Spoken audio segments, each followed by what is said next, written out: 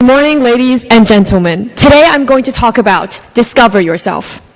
Ever since the accelerated development of human civilization, perpetual scientific discoveries of nature had accompanied mankind all along the journey. It was by discovering the world around us that human beings have been able to lead a more sophisticated life. However, as G.K. Chesterton once said, one may understand the cosmos, but never the ego. The self is more distant than any star. Thus, our life is a journey of unrelenting efforts to discover more of ourselves. When I was 6, I constantly pictured myself as an elegant and skilled pianist, rendering Chopin's Nocturne beautifully on the stage, receiving warm applause after my performance. However, as I furthered my piano lessons, it was hard to be oblivious of my non-gifted skills. Sometimes I couldn't help but have this feeling of despair when I woke up to the reality and discovered that my goal was unrealistic. Brutal but real. It was the first time I had discovered that I couldn't have it all. When I was 12, I thought the coolest job in the entire universe was to be a surgeon. I spent hours and hours watching the drama Grey's Anatomy and couldn't help falling in love with the kind of life those doctors lead on the screen. I was utterly mesmerized by the scalpel and all those fancy medical terms they use. However, I stopped dreaming about being a surgeon when I discovered that it was the idea of being a surgeon that appealed to me, not what it truly was. As a result, the dream ended, and I discovered some more about myself. This year, I turned 16, and I could proudly say I do not dream to be, but ascertain to pursue being a lawyer in the future. Since junior high school, I had always been awarded the most eloquent debater in every single debate I participated in. I can not only think logically, but also deliver my thoughts promptly. My huge interest in philosophy also adds to my reasoning whenever I tried to argue on something equivocal. Being aware of the obstacles and hardships on the way to becoming a great lawyer never panics me, for the simple reason that I have this faith and passion in what I'm aspiring after. G.K. Chesterton was absolutely correct. The most complicated part of comprehending the world is the study of the somehow smaller world, ourselves. I've subsequently realized that growing up is the process of discovering ourselves. We get to know what we truly are and become who we dream to be. As we shape ourselves and as we shape our lives, we gradually become more aware of our limits and potentials and consequently learn to adjust to what's out there. And by that, ladies and gentlemen, I'm proud to say that I have discovered part of myself, still discovering today, and definitely a lot more in the future. I will always keep this embedded in my heart. Things do not change. We do. And that's all. Thank you. Thank you very much. Now, here is our topic for impromptu speech. It is kind of challengeable. Nowadays, many students fall in love in high school. Do you support this behavior? And will such love relationships last long? And is it good for students' future development? Your idea, please? Okay, thank you very much. First of all, I would like to say that this is a rather prevalent phenomenon these days. We could see that a lot of students around me are having this kind of young puppy love. And I think it's utterly normal for them because I can understand why they do this. They're trying to seek recognition from the other sex instead of from academic success. However, I am utterly against it because I think it's utterly detrimental to our future development and also it will never last long. First of all is that we can understand that we're still rather immature psychologically at this current stage.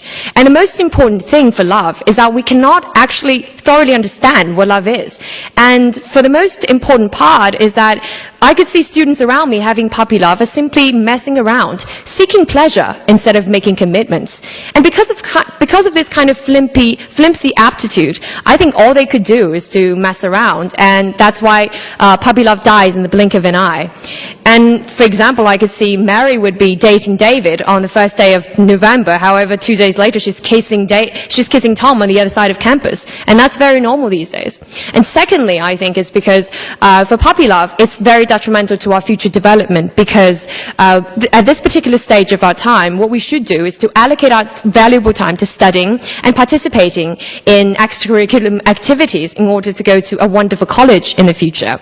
And time is scarce. Because of that, I think it was Shakespeare who once said, love is blind. And a lot of young students sort of lost themselves in this procedure, and that is very, very costly.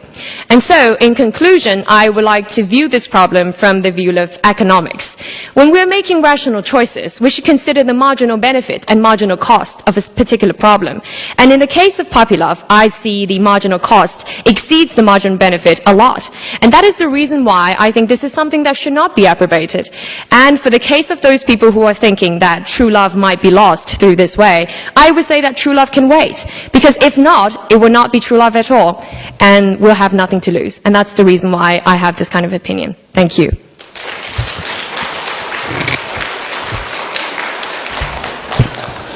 Good morning. Good morning. My question has to do with faith and passion. Okay. In your speech, you say that at various times in your life, you had the faith and the passion for a specific career, as you saw at that time. What makes now different? You feel that the way you want to go professionally is to be a great lawyer. But young people nowadays tend to have a thought one day to be this, and the next day to be that. So what makes now different from the way you were before? Okay, thank you very much.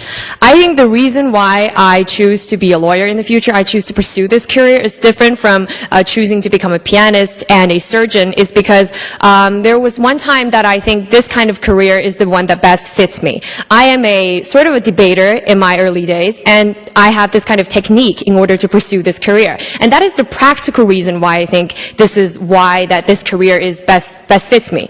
And secondly is because personally I have watched a movie called A Time to Kill, and it was about a case of where a black girl got raped, and the only lawyer who stepped forward to fight for her is a white lawyer, and the whole process is very complicated. But what I see from that story is that I'm very interested in human rights, and I want to argue for those people who have their rights trampled and their freedom stealed away.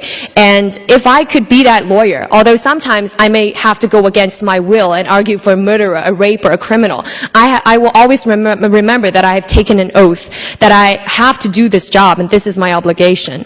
And I think because of these reasons, I have this passion because I love this job, and I have the technique because I'm a debater and speaker in public situations, and that is why I think this is different from the other choices. That's all. Thank you.